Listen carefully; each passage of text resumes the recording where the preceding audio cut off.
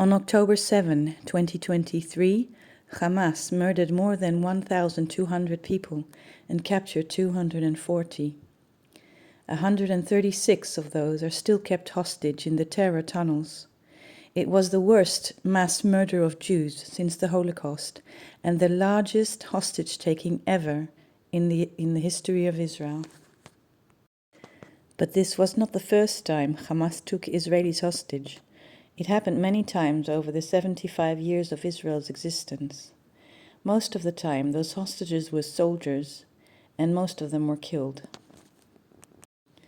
A few of them, like Gilad Shalit, were released after years in captivity in exchange for hundreds of Palestinian prisoners. And make no mistake, those prisoners were no innocents. They were notorious terrorists. One of those freed in exchange for Gilad Shalit went on to become the Hamas leader who planned, organized, and executed the massacre of October 7, Yahya Sinwar. But civilians have also been taken hostage over the years. I want to focus on two of them here, Avera Mengistu and Hisham al-Sayed. Both of these men are mentally ill. They have never been soldiers, and both literally walked straight into the hands of Hamas. Both are still kept hostage, years after their capture.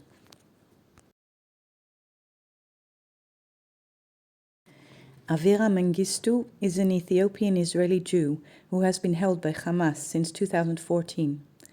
Yes, there are black African Jews, and yes, he has been a hostage for 10 years.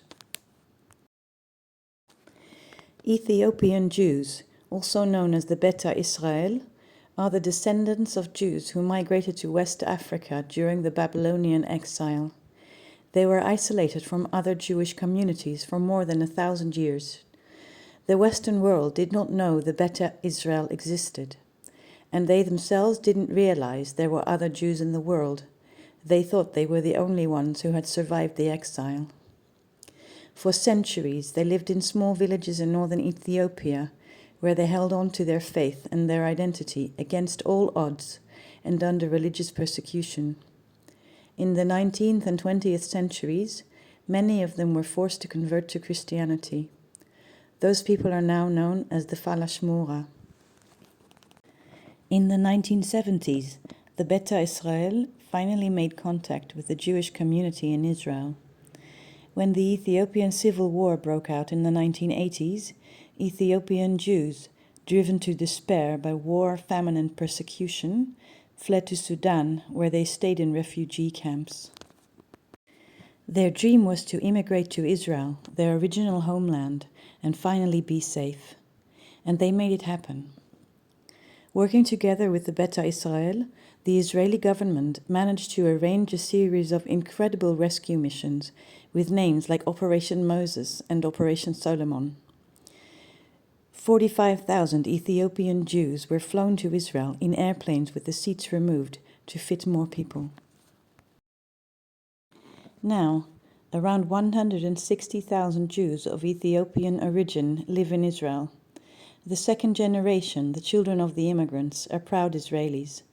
They serve in the army, they speak Hebrew as their native language, in addition to Amharic, and they are proud of being Israeli, as well as Ethiopian.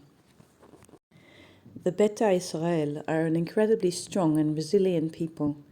They held on to their identity through thousands of years of isolation and persecution. They face their challenges in Israel and they fight for change. They assimilate, but without losing their unique culture. They carve their own path. Avera Mengistu was 27 years old when he walked from his home in Ashkelon to the Gazan border, climbed the fence and disappeared into Gaza. There is security footage of him walking along the beach and crossing the border. He was immediately taken hostage by Hamas. According to his family, Avera was in a confused and emotional state that day.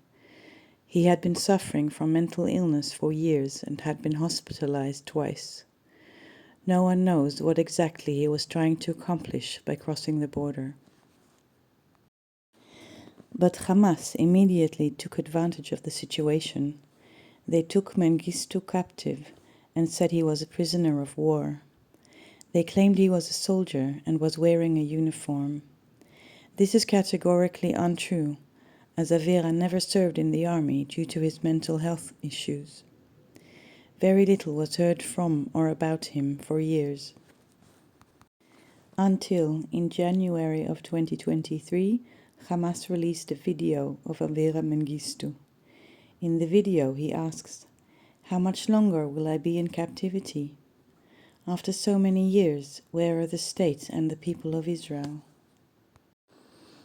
Avera's parents and his brothers are forever missing a part of their family. They fight to get publicity for their story. They feel neglected and pushed aside by both the government and the media of Israel. They feel that because of Avera's race and mental health, he is not given the same importance as Gilad Shalit and other hostages.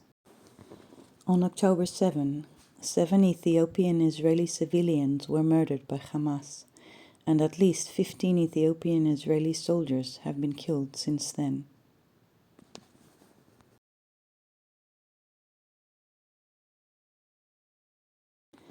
The story of Hisham al-Sayed is very similar to that of Avera Mengistu.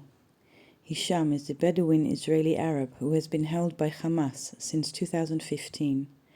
And yes, there are Arab, Muslim and Bedouin Israelis. An estimated 200,000 Bedouins live in Israel, most of them in the Negev desert. They are a group of historically nomadic tribes who used to roam the entire Arab Peninsula and North Africa.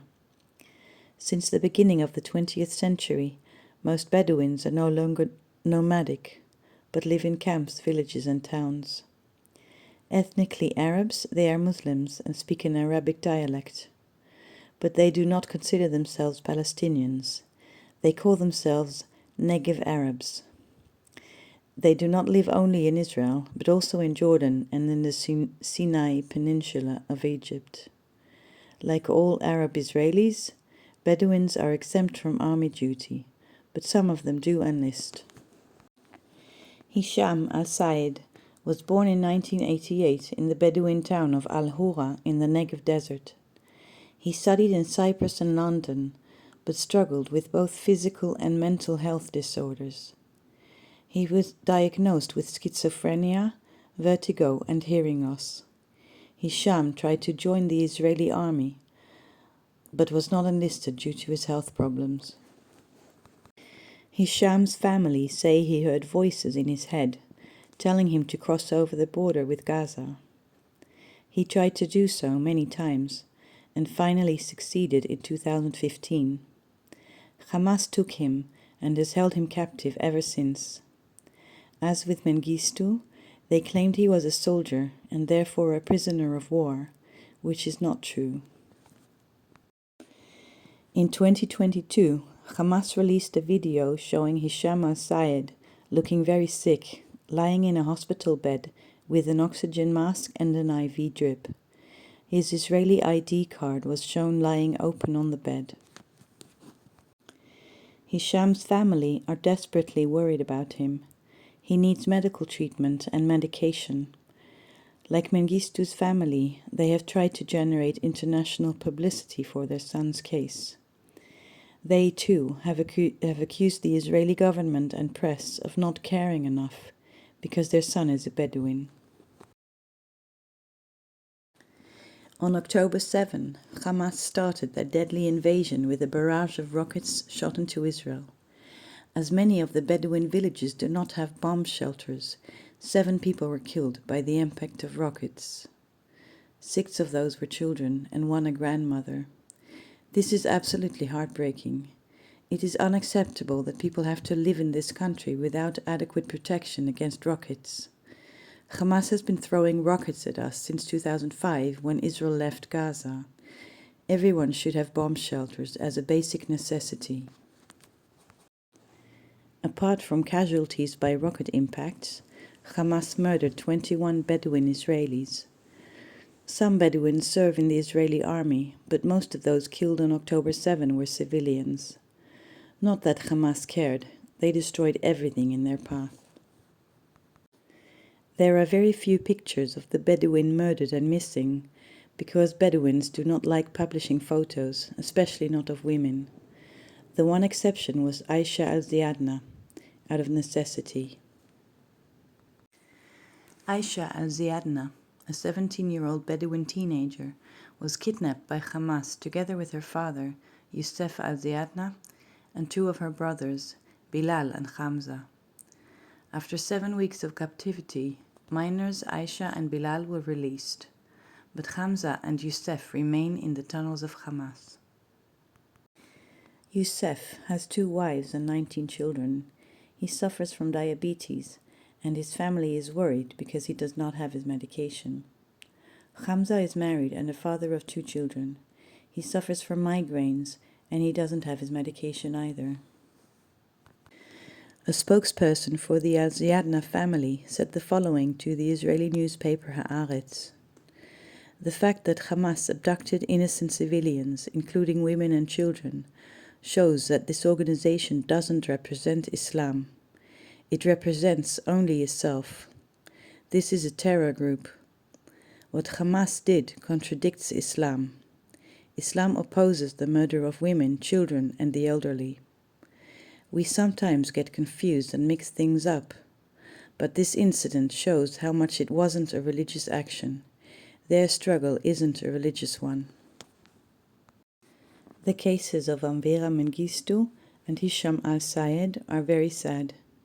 They highlight not only the cruelty and sadism of an organization like Hamas, holding vulnerable, unwell civilians prisoner for years, but also the undeniable difference in treatment of minority groups in Israel, like the Bedouins and the Ethiopians.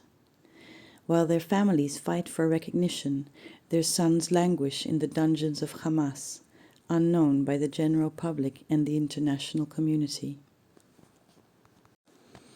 Israel is far from perfect, but that does not mean it is an apartheid state. It is not an apartheid. All Israeli citizens have the same basic rights and opportunities, no matter their religion or ethnicity. But of course, in reality, some groups struggle more than others. This is something we need to work on, just like the USA, Europe, Canada, Australia, and everywhere else. But since October 7, the real fight is clear. Jews of all ethnicities, Arab Israelis, Bedouins, and Christians stand side by side against Hamas. We don't know how this war will end and how we will reach peace and coexistence. But we know one thing. We need our hostages back home, and their captors, who are also the murderers of many, brought to justice.